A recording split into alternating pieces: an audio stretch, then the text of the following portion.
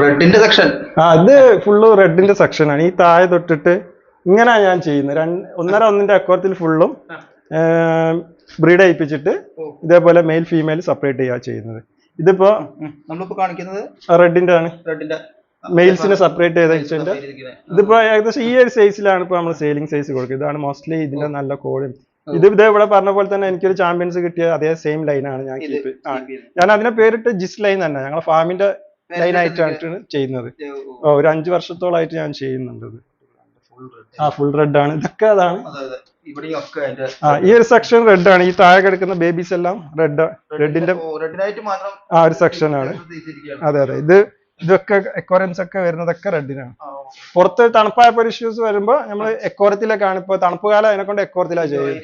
എന്നാലും നമ്മൾ ചെയ്യുന്നുണ്ടെങ്കിലും സെപ്പറേറ്റ് ചെയ്തിട്ട് തന്നെ മെയിൽ ഫീമെയിൽ സെപ്പറേറ്റ് ചെയ്തിട്ട് തന്നെയാണ് ചെയ്തിട്ടാണ് കൊടുക്കുന്നത്. അതെ. അല്ല ഇത് കഴിഞ്ഞാൽ ഇപ്പൊ ഇങ്ങനെ ബ്രീഡ് ഇറക്കും. ഇപ്പൊ ഇതാണ് കേജ് ചെയ്യുന്നത്. കേജിങ് സിസ്റ്റം ഇതാണ്. ഇങ്ങനെ വലിയ ബിഗ് ഉണ്ടാവും. ഓക്കെ, ഇങ്ങനെ കേജിങ് സിസ്റ്റം ആണ്. അപ്പൊ കുഞ്ഞുങ്ങളെ അതിലെ കൂടെ അങ്ങോട്ട് പോകും. പോയിക്കോളൂ. എന്നിട്ട് ആ കുട്ടികളെ ഇതൊക്കെ ഇപ്പൊ അങ്ങനെ ബ്രീഡ് ഇറങ്ങിയ കുട്ടികളാണ്. ഇവിടുന്ന് പിന്നെ മെയിൽ ഫീമെയിൽ സെപ്പറേറ്റ് ചെയ്തിട്ട് പോകും. ഇതിന്റെ ബ്രൂഡിനെ കാണണമെങ്കിൽ കാണിച്ചാൽ അത്രയും സൈസുകളുള്ള ബ്രൂഡുകൾ ഞാൻ കീപ്പ് ചെയ്യുന്നുണ്ട്. ഇതൊക്കെ ബ്രൂഡ് സെക്ഷൻസ് ആണ്. എന്നെ സംബന്ധിച്ചിടത്തോളം ഇവിടെ ഒരു 300 ടാങ്കും ഒരു ഗ്ലാസ് ടാങ്കുകളും ഒരു 10-30 വലിയ ടാങ്കുകളാണ്. അതിനെ അപേക്ഷിച്ചിട്ട് ഞാനൊരു 10-20 ഫീമെയിൽസിനെ വെച്ചിട്ടേ ചെയ്യുന്നുള്ളൂ.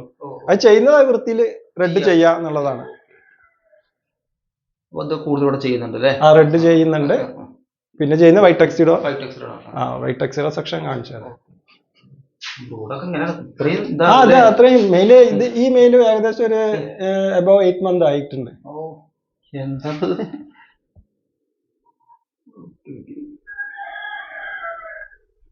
ഈ ഫീമെയിലിന് നമുക്ക് ഏകദേശം എത്ര കുഞ്ഞുങ്ങളൊക്കെ കിട്ടുന്നുണ്ട് ഇവിടെ? എനിക്ക് ഇവിടെ കുഞ്ഞുങ്ങൾ കുറവാണ്.